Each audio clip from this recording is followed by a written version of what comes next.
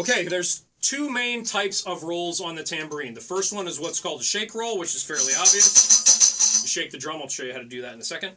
The second is a family of what are called friction rolls, where we're actually going to use our fingers on the skin to activate the jingles. I'll show that in a second. So we'll start with the shake roll.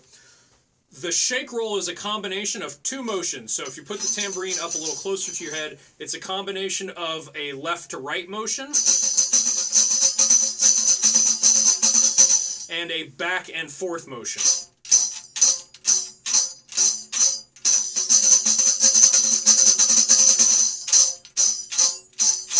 By combining those two motions, we sort of get a smoother roll. If I only do just a back and forth shake, you'll hear that the jingles moving left to right as the drum moves creates a little bit of a rhythm.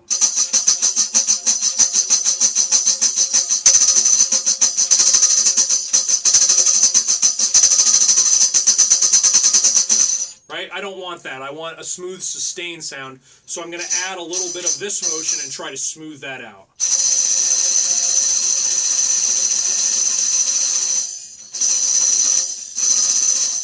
Now, very typically, you will start any shake roll with some sort of activation sound, whether it's an accent or just a normal press, so that we actually get the front of the sound, and then we'll continue with the duration, right? And then you can either end the sound, just like we talked about with snare drum. You can end it with an articulation, or you can not.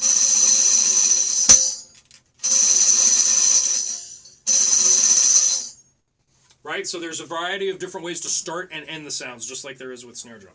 Right, so I'll do exercise number 4 here. Right, 1, 2, 3.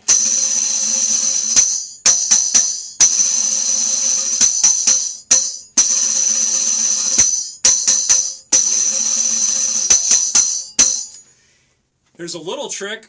If you need to start a roll very, very quietly, you can put the tambourine down underneath a trap table or the music stand or something, and you start the activation. So my finger is on the drum, and I just start pushing. And then as I get louder, I'll bring the tambourine up. And again, remember, people hear what they see.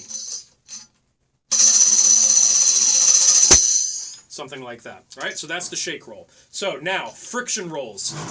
In music, in the modern music where you see this notated, it's usually called a thumb roll. So you can use your thumb, but it's more common now to use your fingers. So what this requires is that you take beeswax, right? So this is just normal beeswax, and you coat the head so you can see all the little dimples in the head. So this is just gunked up beeswax from, I've had this tambourine for 20 years now. And so what that does is that makes the head, that makes my finger stick to the head, so that as I move my finger around the head, I can get a smooth, sustained sound. And again, you can do this with your thumb. That was the first technique I learned. Or you can use your fingers.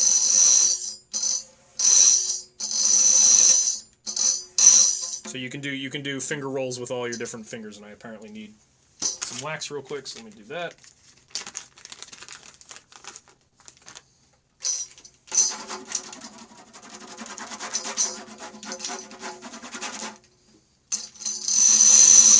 There we go. Much better, much smoother.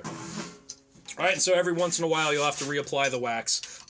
There are some companies that make what's called a roll ring that goes around the same part of the tambourine, which is basically sandpaper. Don't use them. All they're going to do is take all the skin off your finger, because it is literally just sandpaper. Right? So, the technique is created by downward force with your finger and horizontal force with your arm. And so you have to, this is a technique that takes a while to develop, especially in younger players. But you're managing the horizontal movement versus how much you're pushing into the tambourine versus how much you're pushing around the tambourine.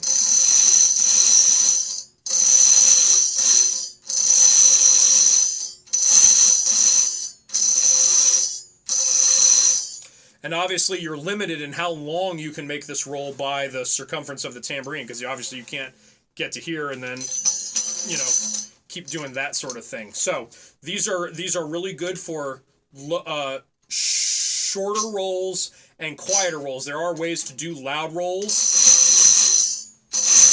You can make them pretty loud. You can also end them with attacks.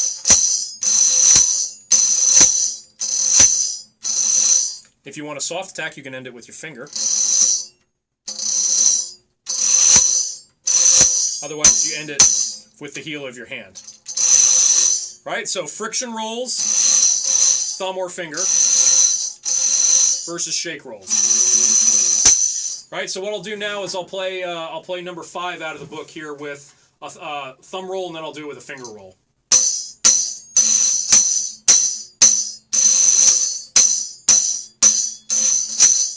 Sorry, I'll try that again.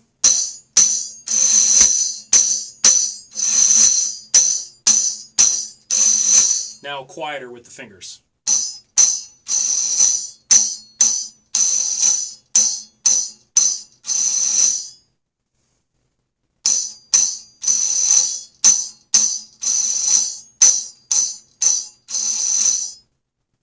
All right, that's the majority of the standard techniques that you're going to need for tambourine playing in a band or orchestra setting. All right, so we'll come back later and we'll do triangle and some other stuff. All right.